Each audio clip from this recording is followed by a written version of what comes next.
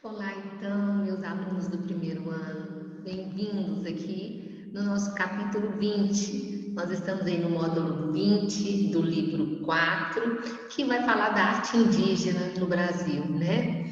E quando a gente fala de povos indígenas, né, não é uma nação indígena, são várias nações com línguas, com peculiaridades, com histórias, né? É um mundo imenso, uma cultura com povos diversos.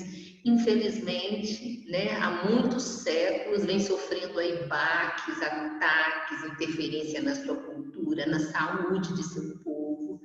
Então, assim, é muito bonita a arte indígena, mas é muito triste ao mesmo tempo falar sobre ela, né? Porque é uma história que vem aí com a escravidão, com a negação da própria cultura, com uma cultura que chega, no caso os europeus, impondo, né, todos os dogmas cristãos a índios que tinham, né, a nações, porque a gente fala de um povo, uma pluralidade. Quando nós estudamos a arte africana, eu falei isso para você sobre a África, né? Não tem uma nação, são várias nações com vários idiomas. E é isso que a gente vai ver hoje, tá? Muito bem. Arte indígena brasileira. Quando eu falo da arte indígena, ela é fantástica nesse sentido da relação, principalmente com os rituais, né? Os índios têm vários rituais. Rituais antes de um conflito, antes da guerra, rituais relacionados à morte, rituais de iniciação. Cada grupo tem os seus rituais, né? Então, eu vou tentar estabelecer nessa aula linhas gerais, né, dessas culturas, porque estudar cada povo seria o ideal, né? Mas precisaria de um tempo aí imenso da gente junto aí para tentar entender. Então, a gente vai tentar colocar aqui, como o livro de vocês coloca, as linhas gerais, né? Então, a arte está muito ligada também a objetos cerimoniais, né? As máscaras, os cocalhos, os tambores. Nós vamos ver daqui a pouquinho o manto tupinambá, o qual a gente não tem nenhum exemplar no Brasil, né? É um dos objetos mais lindos feitos, desculpe, dos adereços mais lindos feitos na arte plumária. Mas é uma arte intensamente colorida, né? E os materiais variam de acordo com a região que aquele grupo vive, se é a madeira, se é a palha, se são os búzios, né? Idem para a arte plumária, dependendo das aves que vivem naquela região. Mas essa ligação desses objetos com esse mundo que eles acreditam na grande parte dessas nações, né? Dessas nações indígenas, de forças da natureza. Então, tem muitas celebrações relacionadas, né? E de uma maneira geral, a gente vê, principalmente os povos indígenas mais antigos, né? A gente vai ver as lendas, os relatos, a relação com o sol, né? Divindades relacionadas ao sol e também à lua.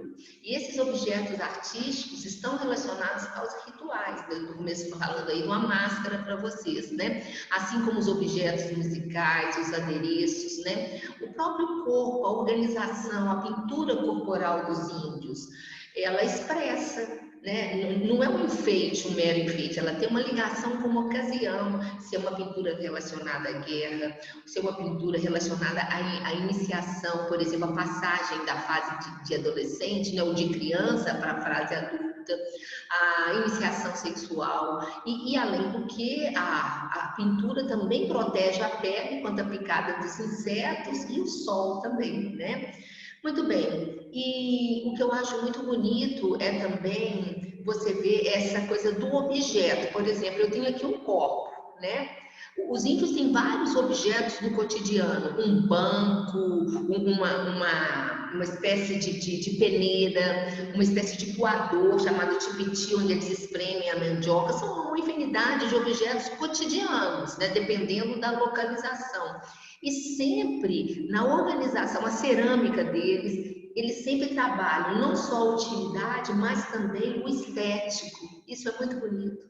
Todo o material, né, principalmente os grupos mais antigos, claro que com o passar do tempo vai tendo a aculturação, né? Essa arte vai perdendo essa pureza, essa força, esse grafismo, a própria pintura corporal que vocês estão vendo aí no exemplo, À esquerda aqui, ó, é uma foto antiga de uma índia Cadivel. Os índios Cadivel são marcados pela pintura corporal de um geometrismo incrível, de uma beleza incrível, né? E com o tempo, as pinturas têm grupos que nem mais fazem essas pinturas, né? E se tem uma palavra que marca essa relação da arte, da vida, da cultura em si, dos povos indígenas, que a gente não pode esquecer, que é uma palavra pesada, né? Que nós até falamos dessa palavra na aula passada, com relação às civilizações lá pré-colombianas, astecas, incas e maias, que é o genocídio, que foi a matança física e cultural também, né? Muitas tribos você visita hoje, são povos descaracterizados, né? Para terem uma ideia, eu tinha um tio que trabalhava na FUNAI, as drogas já chegaram em muitas tribos, o uso do celular, né? Nós vemos agora questões no Brasil de agronegócios, as áreas de mineração, de garimpo, né? nas terras indígenas, as queimadas. Então, são povos que sofreram e sofrem ainda com a influência do homem branco aí nas suas terras, na sua cultura, né? Muito difícil, né? A Constituição brasileira, a primeira Constituição, nem sequer tocava nesses povos, né? Só depois de muito tempo, olha, a primeira Constituição lá que a gente teve lá em 1824, a gente vai ver alguma coisa relacionada aos índios em termos de lei começar a ser elaborada a partir de 1934. Mesmo assim, a gente tem um projeto paralisado desde 1994, então de legalização, abordando várias áreas aí de proteção ao índio, né, a ambiental, a sua cultura também. Então, são povos que já estavam e cada vez mais aí pedindo socorro, né? O genocídio foi e continua acontecendo nas terras indígenas, né? Muito bem, índio, esse nome índio foi dado, né? Quando chega o elemento europeu, Cristóvão Colombo acreditava estar chegando nas Índias, tanto é que a América é chamada de Índias Ocidentais, né?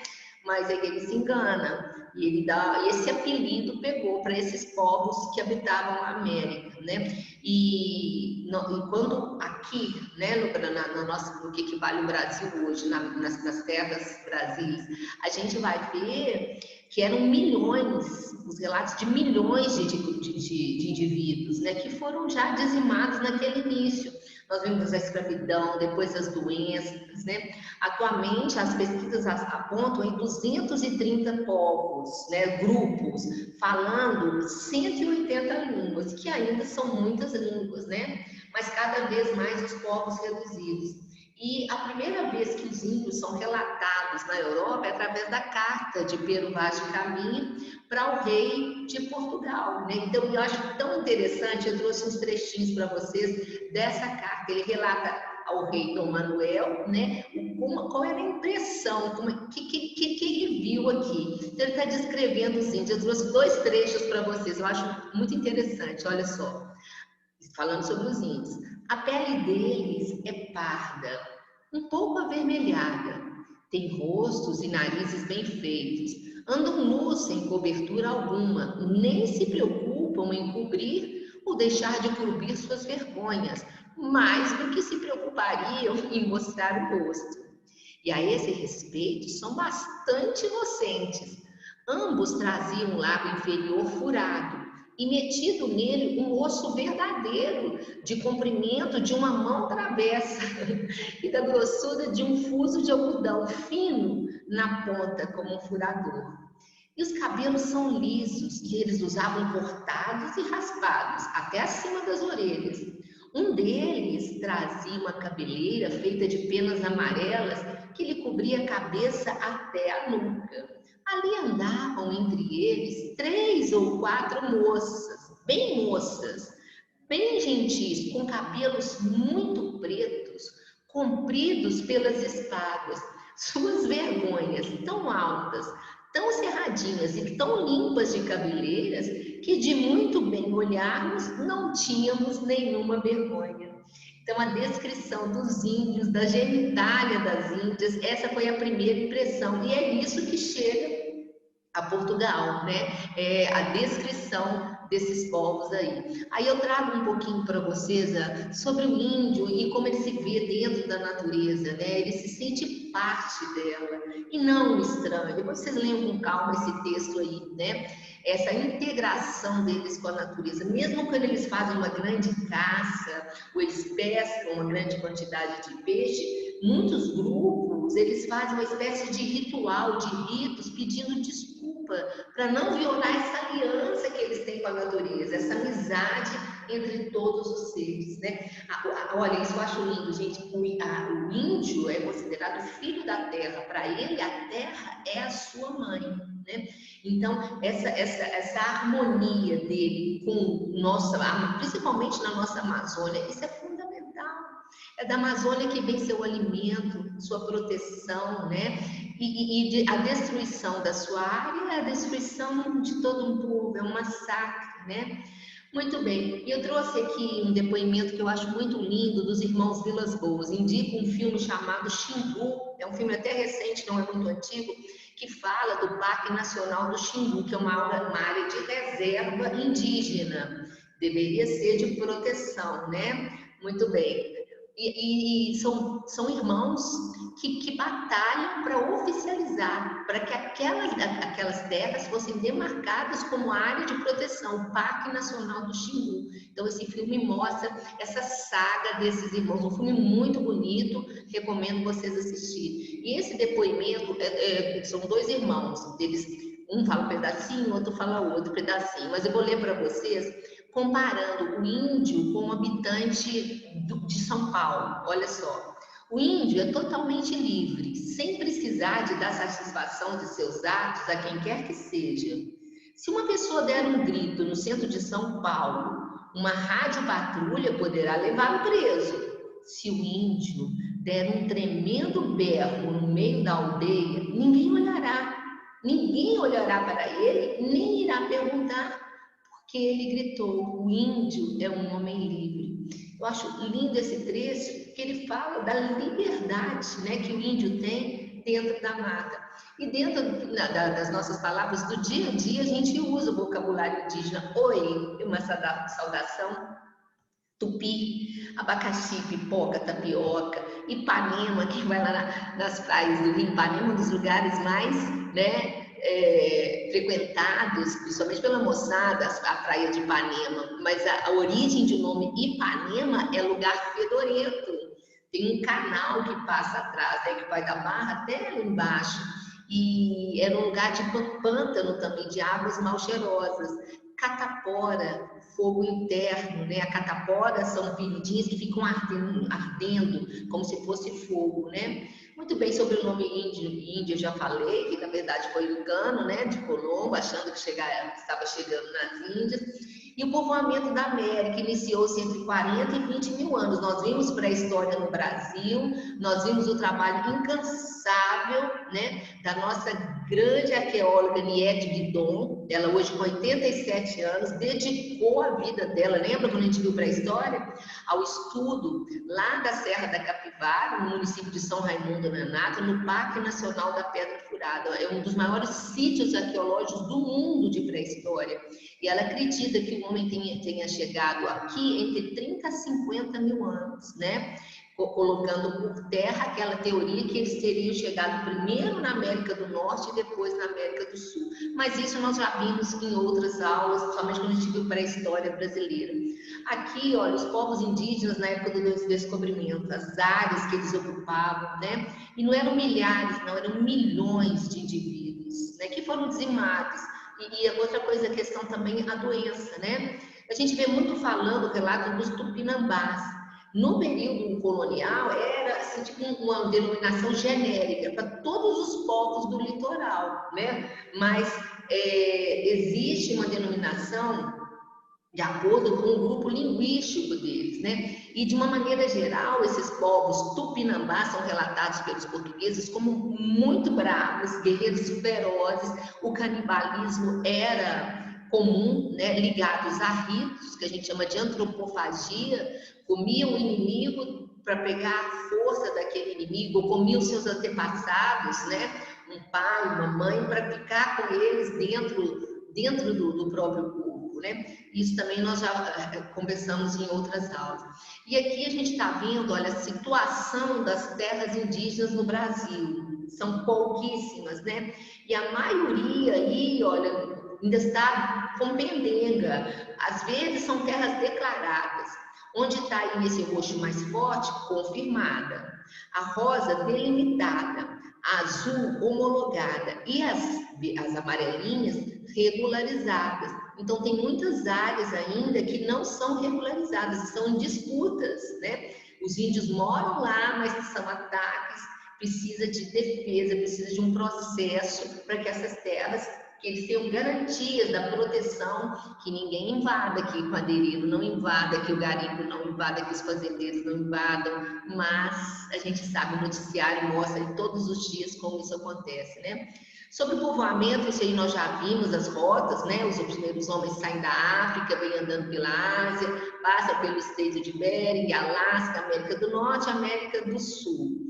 Tá? E a nossa Niete Guidon, ela acredita muito nesse circuito aqui, a África, a Ásia, e esse homem veio aqui, ó, a Oceania, desculpe, através da Polinésia, chegando na América do Sul. E as datações do que foi achado em São Raimundo Nonato com os testes de carbono 14 é bem mais antigo do que os materiais achados na América do Norte, vão ser reavaliados. Então tem uma polêmica aí, né? Esses testes foram paralisados, mas tem uma polêmica em torno dessa datação, tá? Então, muita coisa a gente pode ver aí que vai transformar. Como eu disse a vocês, quando eu comecei a dar aula, há muito tempo atrás, as datações de pré-história no Brasil eram muito diferentes do que a gente vê hoje, né? Então, a cada novo sítio arqueológico, a novos testes, por exemplo, o carbono 14 mesmo, não era um teste habitual, e foram feitos lá e vão ser refeitos. Mas nós já conversamos sobre isso. Bom, uma manifestação bem antiga desses povos que habitavam principalmente o litoral são os sambaquis. Vamos ver aqui um sambaqui para vocês poderem, para a gente poder falar mostrando é melhor. Que são montanhas não feitas para a natureza. Esse monte aqui, olha, são restos de cerâmica, de moluscos, esqueletos, conchas, como se esses povos acumulassem isso aí. Não foi a natureza que fez. Então, não temos uma noção precisa qual seria a função do sambaqui. Seria demarcação de território? Seria lugar de sepultamento dos mortos? Seria realmente um lixão onde as coisas eram colocadas? Essa hipótese acho que era menos provável, porque foram achados, olha, vocês podem ver, corpos numa posição que não foi colocado de qualquer maneira, foi colocado ajeitadinho, com os objetos ali do lado. Então já tinha essas coisas da preocupação com os mortos, né? São povos bem antigos, e tem Sambaqui no litoral, que vai de Vitória até Florianópolis. São Paulo tem algumas praias de São Paulo. E aqui vocês podem ver, né, pelos desenhos, olha, se a gente pudesse ver o interior deles, tem imagens daí, são várias camadas, como eu disse, entre conchas, esqueletos, né, que, como eu disse a vocês, estariam ligados também a rituais funerários. É que as três principais origens, mas já expliquei para vocês, né? Poderia ser um lugar de lixão? Essa é a mais descartável, porque corpos foram achados em posição realmente de um funeral. E aqui vocês estão vendo estudos, escavações dentro de uma área de Sambaqui. Olha só, é muito interessante, né? Idem para cá também, olha, o contraste, vocês estão vendo que é muita coisa para ser estudado, né, gente? E a datação é bem antiga, são povos bem antigos, isso aí é antes da chegada de Cabral, né? Esses grandes acúmulos aí de conchas, mariscos e cerâmicas já existiam. Essas ilustrações são as ilustrações atuais, tentando, né, a gente resgatar como seriam esses povos. No Sambaquis também a gente acha os geoglifos, que são essas inscrições deixadas nas pedras. Lembram símbolos, lembram figuras principalmente humanas, também figuras que lembram animais. Então tem muita coisa para ser estudada. E olha só, aqui a vista aérea de um sambaqui lá em Santa Catarina. Vocês vão vendo que se a gente comparar com as outras coisas ao redor, é uma estrutura bem grande, né? Muito bem, aí eu já falei para vocês dos milhões, né? Ameríndio é uma denominação que significa os índios americanos, né? A gente fala ameríndio. Então, acredito que somavam 3 milhões e meio de habitantes, né? A palavra terrível que eu falei para vocês, eu volto aqui com ela no texto, que é o genocídio, reduziu essa população por volta de 200 mil indivíduos. É uma baixa muito grande, né? Aí eu trago em negrito essa coisa de um povo que chega sobre outro povo, domina, né? Chega com novas ideias, explora esse povo. Aí eu trouxe em negrito esse texto que eu gosto muito para vocês, a parte dos seus livros. Olha, amparados por esses julgamentos, exploradores se viam no direito, olha só, tomar as terras do nativo e seus bens. Além de deturpar sua cultura, a língua, a religião, impondo os dogmas cristãos. Nesse processo, muitos povos foram dizimados por não aceitarem a escravidão ou a religião cristã, sem contar os inúmeros indivíduos que morreram em decorrência de doenças trazidas pelos europeus, como a gripe e a varíola. Essa última, nós vimos na aula passada, uma das responsáveis pela destruição do Império Inca. Então, esse é um trecho do livro de vocês. E a diversidade, né, gente? Até das feições, dos enfeites, das pinturas, né? Alguns povos já extintos, a gente não tem mais notícias. Alguns povos, por serem ainda serem descobertos, não. Tem povos que não têm nenhum contato ainda com a civilização. Essa semana nós vimos aí um fato, né? Um indigenista que foi atacado, mas uma das pessoas que protegia esse grupo, um acidente que aconteceu. Esses grupos se sentem, às vezes, né, invadidos. É muito delicada a questão indígena. Então, ainda existem povos, gente, que não têm contato nenhum, vivendo como milhares de anos com os seus antepassados viviam, sem contato nenhum, né? Essa diversidade.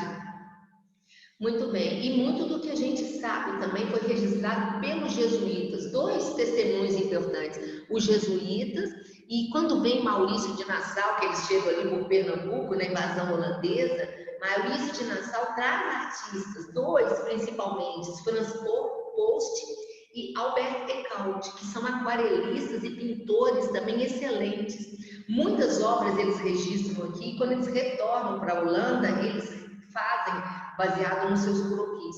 Infelizmente, grande parte desse material não está aqui, né? Foi para a Holanda, para a Dinamarca, para esses museus desses outros países.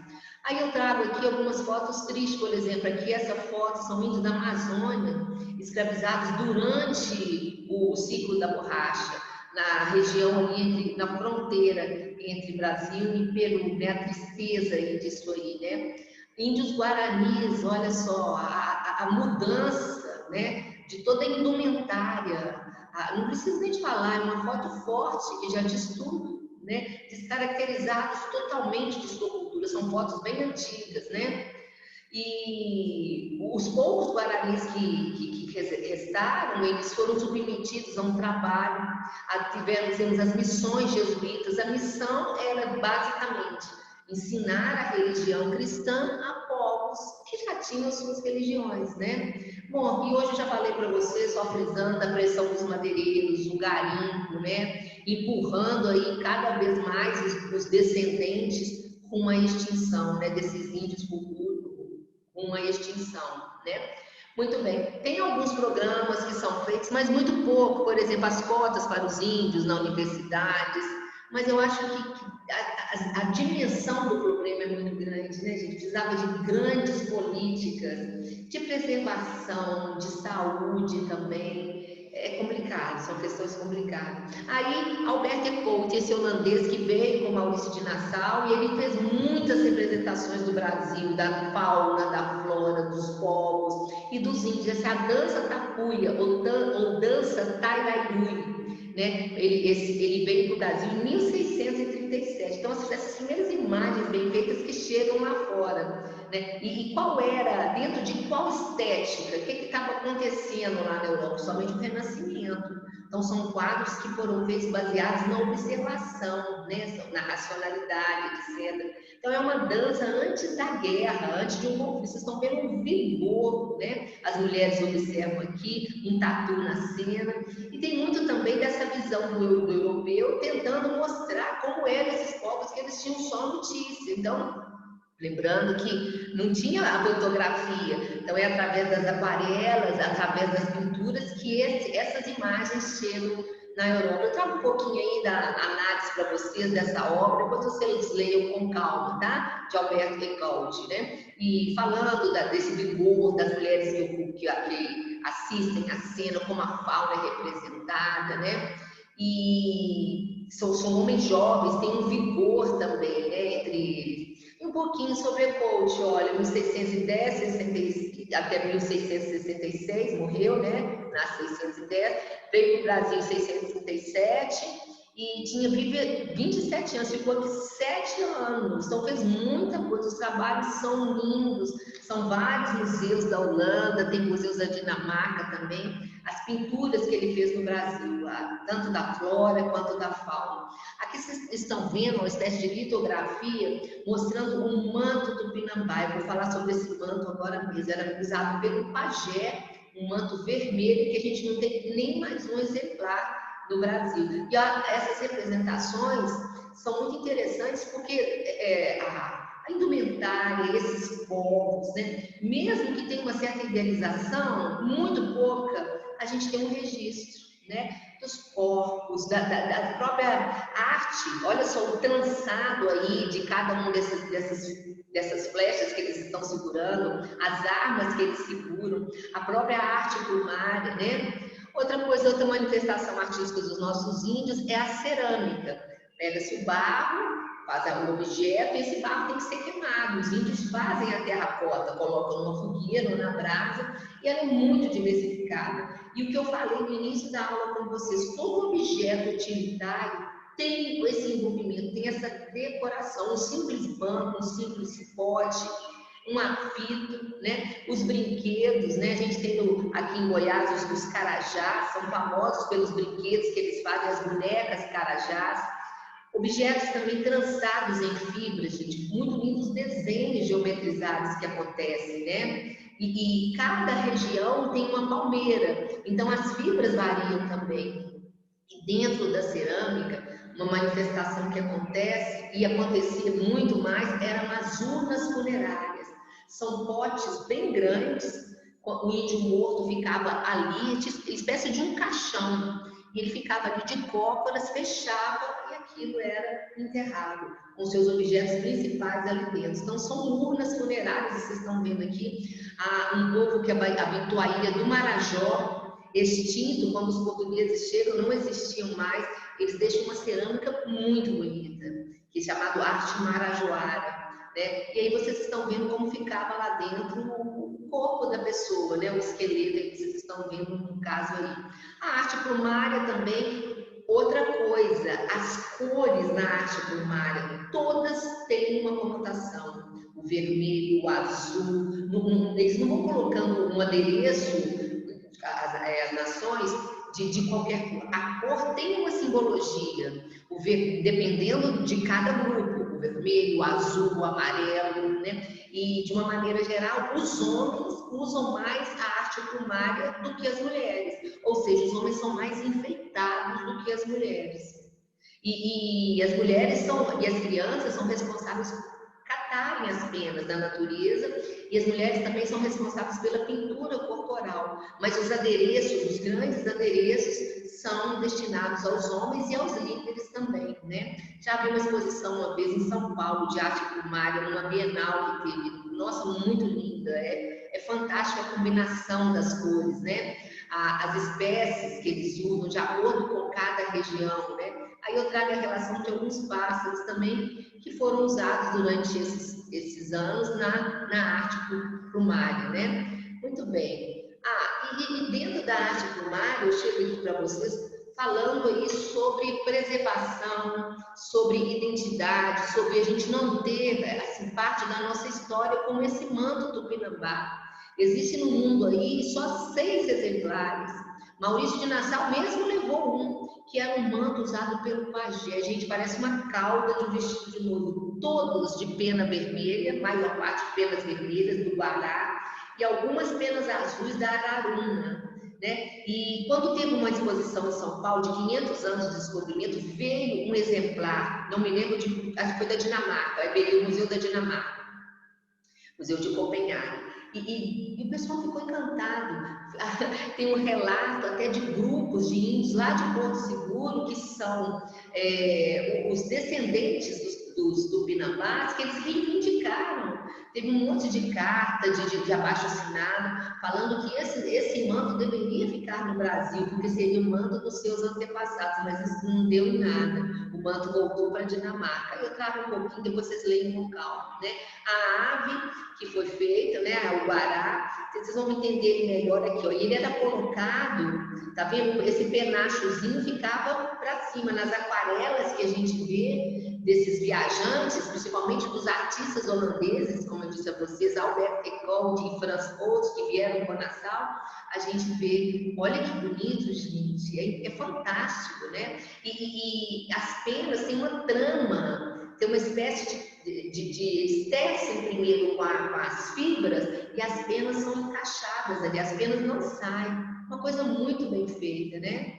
E infelizmente não temos no Brasil. Aqui eu trago para vocês os lugares, olha, Dinamarca, Bélgica, Suíça, Alemanha, França, Itália. Cada um desses países tem um exemplar de um manto tupinambá e o Brasil não tem nenhum.